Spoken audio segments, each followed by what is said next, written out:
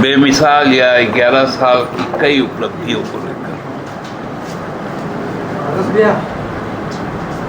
हम सब जानते हैं 2014 में जब एनडीए की सरकार का गठन हुआ था,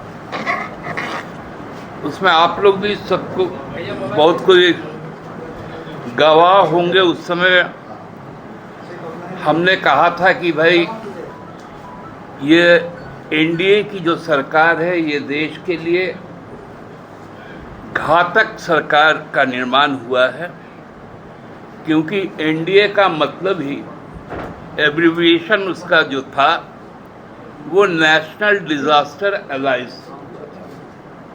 माने राष्ट्रीय आपदा का आगमन वहीं से शुरू हुआ। हम लोग जानते हैं 2014 के बाद जो पहला आपदा का सामना हम लोगों ने किया था वो 16 में किया, क्योंकि 14 में बहुत सारे चीजें आई थी कि बहुत हुई महंगाई की मार, बहुत हुई युवाओं के साथ खिलवाड़। अब की बार मोदी सरकार, इस तरह के कई नारे आए थे। काला धन वापस लाएंगे, 15-15 लाख रुपए लोगों के खाते में जाएंगे। ये बातें स्मरण में अभी तक है लोगों का। 2016 में पहला विपदा आया जिसको हम लोग सबको नोटबंदी कहते हैं। रातों रात संध्या 8 बजे जब ये घोषणा हुआ तो पूरे देश में हाहाकार फैल गया। नोट बदलने के नाम पर जो 1000 रुपए और 500 रुपए थे, जो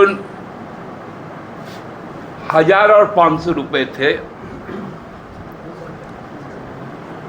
जो स्त्री धन के रूप में हर घर में छुपा हुआ होता था, वो सभी बाहर निकल कर आ गए और सैकड़ों लोगों ने बैंकों के बाहर कतार में लगकर अपनी जानें गंवाई। फिर 30 दिन कहा गया, फिर 5 महीने कहा गया। लोगों का क्या बुरा हाल था आप लोगों ने सब देखा।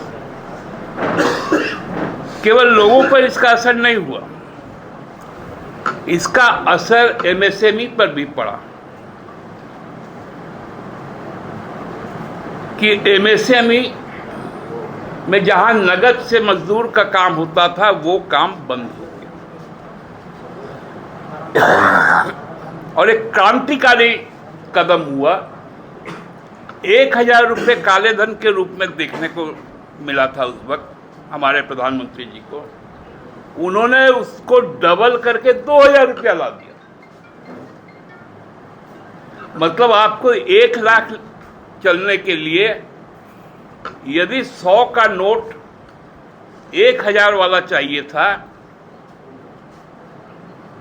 तो 50 नोट में ही 1 लाख रुपए लेके आप चल सकते हैं।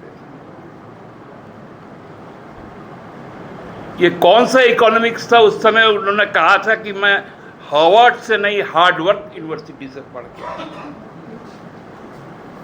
पार्लियामेंट का उनका स्पीच था, राज्यसभा।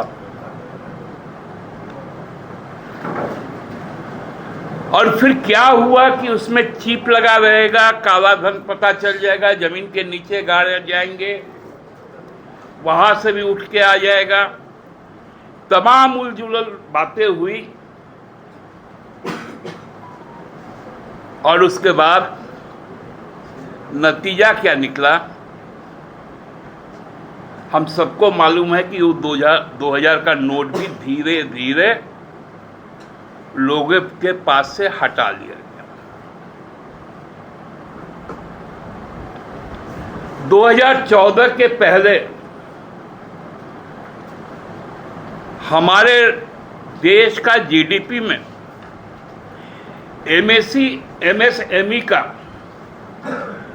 जो योगदान रहता था वो लगभग 16% का था।